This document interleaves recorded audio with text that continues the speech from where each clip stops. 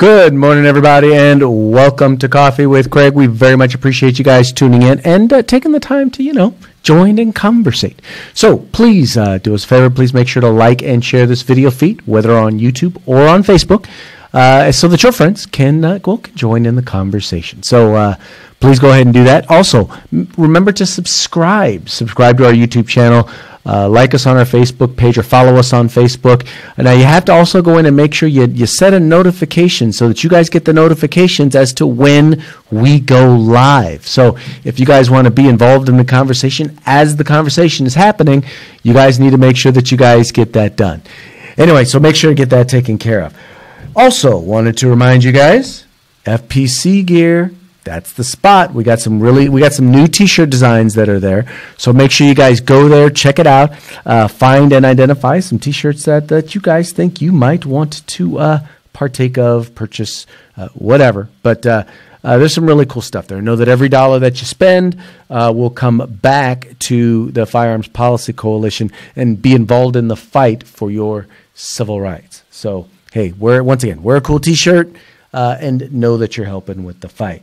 Also, one last thing that I wanted to make sure to remind you of, and that is we're fighting a bill, Assembly Bill 2382, just passed the Assembly last week. This is a new, quote-unquote, ghost gun bill.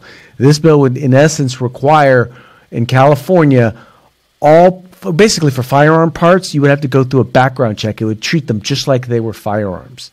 So you would have to go through a background check in order to be able to purchase firearm parts. It is crazy. Anyway, this is their new version of the ghost gun bill.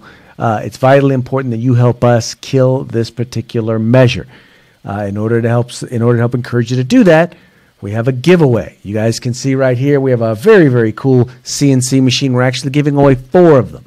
So if you want to be entered to win one of those 4, please follow the link in the description to this video, and you can go and you can give in order to be able to be entered to win. Now, I always say this, nothing new. You don't have to donate to enter, but you do have to enter to win. So even if you don't donate, you still have to follow the link in order to be able to go to donate. But hey, let's kick in a few bucks. Let's help with the effort once again and get entered in to win this very, very cool CNC machine. Okay, on to the topic of the day. Now, I find this one to be quite interesting. So there is a particular representative. His name is Mr. Crespo. Now, we hear very, very dumb things about firearms all the time. The most interesting thing about working in this particular area, on this particular issue area, is that it is amazing how many people have absolutely no idea what they are talking about, yet and still they have absolutely no idea pushing and promoting policy in this particular area. And this particular individual decided that he was going to send a letter to his supporters talking about, Mr. Crespo wanted to talk about the need and the importance of fighting against high-capacity magazines. In other words, we have to fight these high-capacity magazines.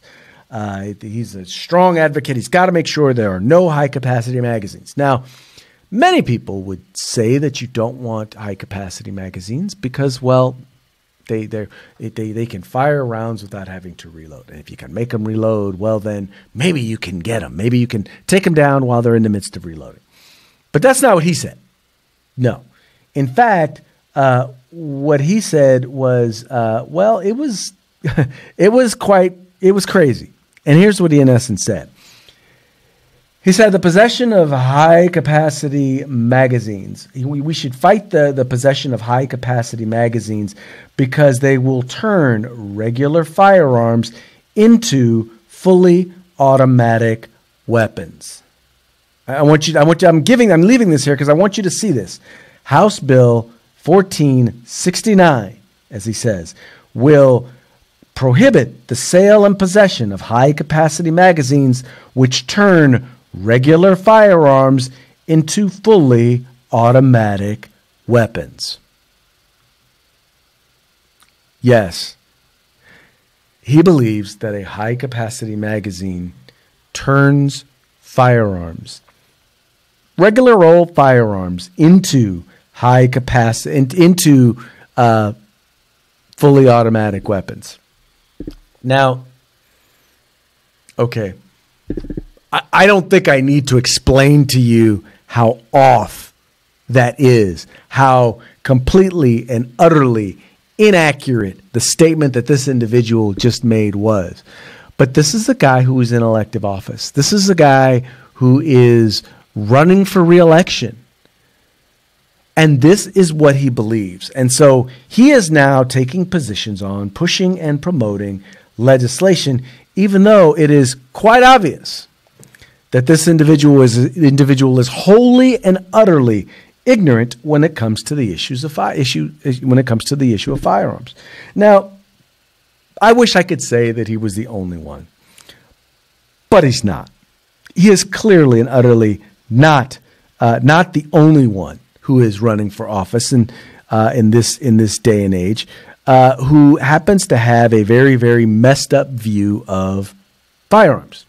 In the state of California, we have an individual who's running for governor, Mr. Gavin. I call him Mr. Gun Grabbin' Gavin Newsom, who decided that this is a guy who's infamous for jumping into issues and issue areas, not knowing what the hell he is talking about.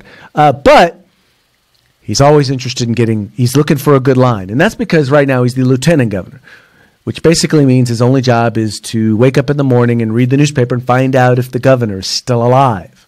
So he's got to steal headlines. So what he did was he decided, I'm going to push Proposition 63 in California, which would require a background check for ammunition, as well as ban certain firearms. Now, he did this so that he could have something to put in his commercial.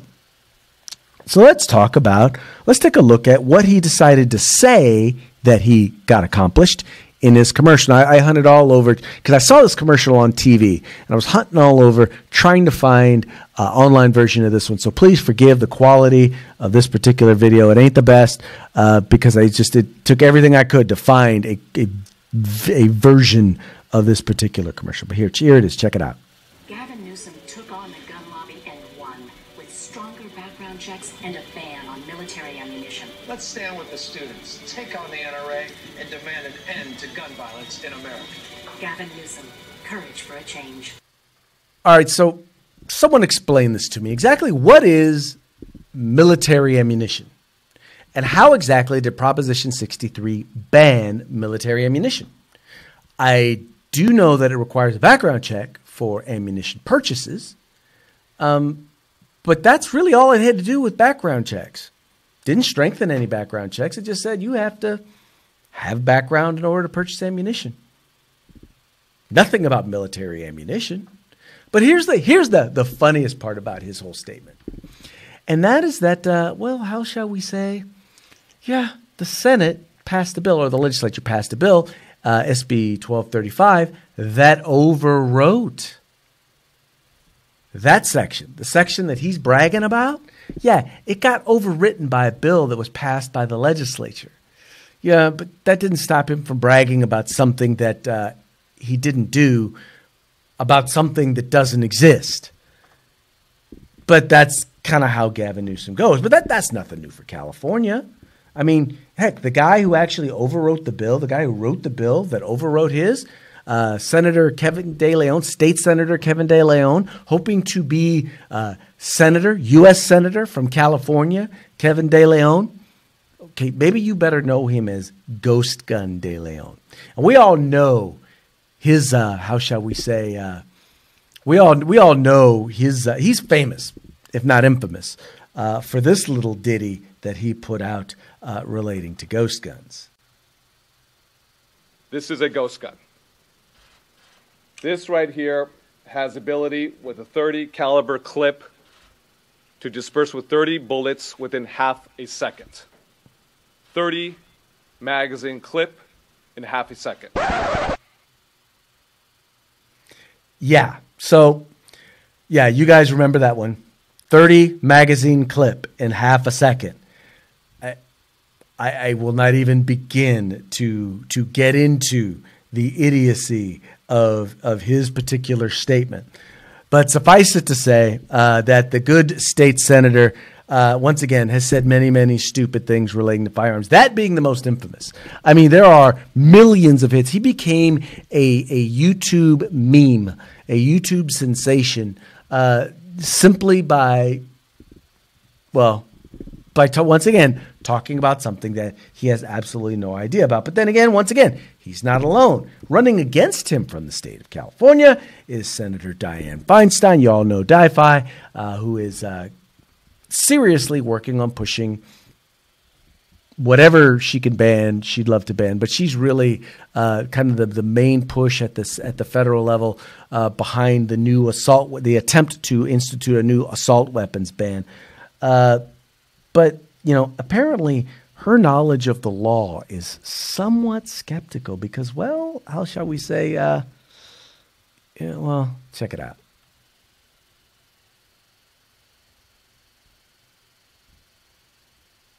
The time has come, America, to step up and ban these weapons. The other very important part of this bill is to ban large-capacity ammunition feeding devices, those that hold over 10 rounds.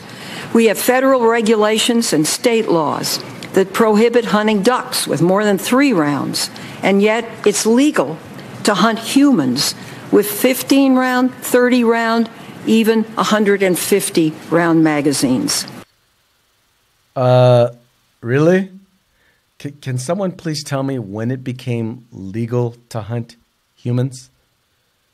I never knew that was legal. I never knew that hunting people was legal. But once it, I don't even need to get into it. Once again, when you are so hell-bent on doing something because you feel like you should do it, because it's all based on your feelings, and I just want to get rid of all of these guns because, well, I have no idea what I'm talking about. That's what she wants to do.